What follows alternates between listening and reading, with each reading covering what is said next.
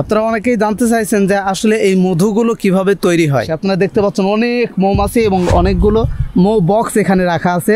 এই মৌমাছির ভিতরে কিন্তু 3 জাতির মৌমাছি বসবাস করে।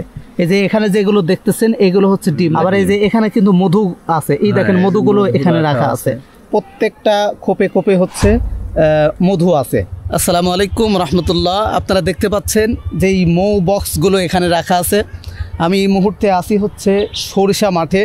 এখানে কিন্তু অলরেডি সরিষা মাঠের যেই সরিষা ফুলগুলো আছে সেখান থেকে যেই মধুগুলো সংগ্রহ করা হয়, মৌমাছি যে মধুগুলো সংগ্রহ করে আমাদের জন্য আল্লাহ পাকের পক্ষ থেকে তারা ব্যবস্থা করতেছে আমাদের শেফা হিসাবে কাজ করার জন্য। তো এখানে কিন্তু আমি এই মুহূর্তে আছি, আপনারা দেখতে পাচ্ছেন প্রচুর পরিমাণে মৌমাছি, এখানে প্রচুর পরিমাণে মৌমাছি এখানে আছে। অনেকগুলো মৌ বক্স কিন্তু এখানে রাখা আছে। এই মৌ বক্সগুলোর ভিতরেই কিন্তু এই মৌমাছিগুলো থাকে, দেখতে পাচ্ছেন। আপনারা অনেকেই জানতে চাইছেন যে আসলে এই মধুগুলো কিভাবে তৈরি হয়।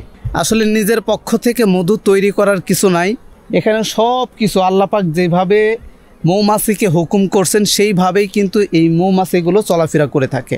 এই মৌমাছিগুলো এখানে যেই সরিষা বাগান আছে বা সরিষার জমি আছে, এই সরিষার ফুলে গিয়ে এই মৌমাছিগুলোই কিন্তু গিয়ে বসে। এই ফুলের থেকে যেই নেকটার পাওয়া যায়, পুষ্পরস, ফুলের যেই পুষ্পরস থাকে, এই পুষ্পরসগুলোই এই মৌমাছিগুলো গিয়ে সংগ্রহ করে এই বক্সগুলোর ভিতরে নিয়ে আসে। আপনারা দেখতে পাচ্ছেন অনেক মৌমাছি এবং অনেকগুলো মৌ বক্স এখানে রাখা আছে। এই মৌ বক্সের ভিতরেই কিন্তু এসে তারা হচ্ছে এই মধুগুলো জমা করে। দেখুন কতগুলো মৌমাছি, প্রত্যেকটা বক্সে কিন্তু মৌমাছি ঢুকতেছে। এই এক একটা বক্সে কিন্তু আনুমানিক 20 থেকে 30 হাজার প্লাস মৌমাছি বসবাস করতেছে। এই মৌমাছিগুলো তারা হচ্ছে পুষ্পরসগুলো সংগ্রহ করে নিয়ে আসে। এই মৌমাছির ভিতরে কিন্তু 3 জাতির মৌমাছি বসবাস করে।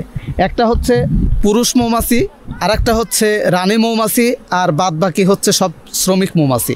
এখানে দেখতে পাচ্ছেন খামারি ভাই কাজ করতেছেন।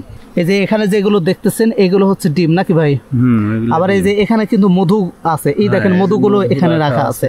আমি আপনাকে আর একটা চাক দেখাই, এই যে মধু জমা হচ্ছে, এই দেখেন অনেক অনেক মধু। প্রত্যেকটা কিন্তু মৌমাছিরা এই পুষ্পরসগুলো সংগ্রহ করে নিয়ে আসছে, নিয়ে আসার পরেই কিন্তু এখানে রাখছে। আপনারা দেখুন একটু যদি আমি ভালো করে দেখাই, এর ভিতরে কিন্তু প্রত্যেকটা খোপে খোপে হচ্ছে মধু আছে। এই মধুগুলোই এই মৌমাছিগুলো প্রক্রিয়াজাত করবে, এখানে বাতাস দিবে, দেওয়ার পরে কিন্তু এটা হচ্ছে পরিপক্ক মধুতে পরিণত হবে। এইটা হচ্ছে রানী মৌমাছি। একটা বক্সের ভিতরে কিন্তু একটাই মাত্র মৌমাছি থাকে, রানী মৌমাছি। এই দেখেন এর কমান্ডেই কিন্তু প্রত্যেকটা মৌমাছি কিন্তু চলাফেরা করে। তো এটাই হচ্ছে রানী মৌমাছি, দেখুন চলাফেরা করতেছে। তো এইভাবেই কিন্তু এই মধুগুলো পাওয়া যায়। এখানে নিজের থেকে হাতের থেকে বানানোর কিচ্ছু নাই, আল্লাহ প্রদত্ত। আল্লাহ পাক যেভাবে এই মৌমাছিকে আদেশ করছেন ঠিক সেভাবেই ফুলের থেকে তারা পুষ্পরসগুলো সংগ্রহ করে তারা এই মধুগুলো প্রক্রিয়া করে থাকে। আর এইগুলোই আমরা আমাদের বিভিন্ন শেফা হিসাবে খেয়ে থাকি। ভাই সরিষা ফুলের মধু চেনার উপায়টা কি, প্রধান লক্ষণটা কি হবে? আসলে সরিষা ফুলের যদি কেউ পিওর মধুর কথা বলে থাকে তাহলে প্রথমত সেই মধুটা কয়েকদিন হারভেস্টিংয়ের কয়েকদিনের পরেই ওটা জমাট হয়ে যাবে, জমে যাবে। এইটাই সরিষা ফুলের মধু চেনার, সঠিক মধু চেনার প্রধান একটা ইয়ে। এখানে কিন্তু অনেকেই বলে যে আসলে খাঁটি মধু যেটা সেটা কিন্তু জমে না, এরকম মানুষ ভুল ধারণা করে। এটা ভুল ধারণা অনেকেরই, কারণ অনেক ফুলের মধুই জমে না, ম্যাক্সিমাম ফুলের। শুধু সরিষা ফুলের মধুটাই অল্প কিছু পরিমাণ, মানে অল্প কিছু দিনের ভেতরেই ওটা জমাট বেঁধে যায়। তাছাড়া অন্যান্য যে কোনো ফুলের মধু তেমন একটা জমাট হয় না, শুধু সরিষা ফুলের মধুটাই জমাট হয়। আচ্ছা আচ্ছা। এখন অনেক ভিত্তিকভাবে মানুষ তো সেটা জেনেও গেছে যে সরিষা ফুলের মধুটা আসলে জমে যায়। আসলে প্রধান সরিষা ফুলের মধু চেনার প্রধান যে বৈশিষ্ট্য, যে কয়েকদিনের মধ্যে সরিষা ফুলের মধুটা হচ্ছে একবারে জমে যায়।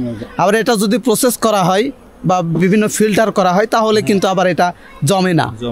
তো আমরা নতুন সিজনের যেই সরিষা ফুলের মধুটা আছে এটা কি আমরা অল্প কয়েকদিনের মধ্যে পাবো ইনশাল্লাহ? হ্যাঁ ইনশাল্লাহ, আগামী সপ্তাহের মাঝামাঝিতে গেলেই হয়তো বা আমরা আশা করতেছি যে পাবো ইনশাল্লাহ সরিষা ফুলের নতুন মধুটা। তো কোন মধুটা খাওয়া দরকার, লো গ্রেডের মধু নাকি ভালো গ্রেডের মধু? অবশ্যই একটু ভালো গ্রেডের মধুটাই মানসম্মত হওয়াটাই দরকার। লো গ্রেডের মধু আসলে তো ওইভাবে হারভেস্ট করাটা উচিত না। এখন তারপরে সরকারি নিয়ম ভিত্তিকভাবে সর্বোচ্চ 23 গ্রেড ধরে গ্রেড ধরে, এর উপরে থাকলেই তো সেটা একটা নিম্নমানের, হ্যাঁ। যার কারণে আমরা ওই রকম ভাবে কালেকশন করেও না। এখন অনেকেই হয়তো বা করতেও পারে, করে থাকে, যারা অ্যাভেলেবেল শুরু হয়ে গেলে করে থাকবে না, কিন্তু এখন আপাতত কেউ করবে না বা আমরাও করি না ওরকম।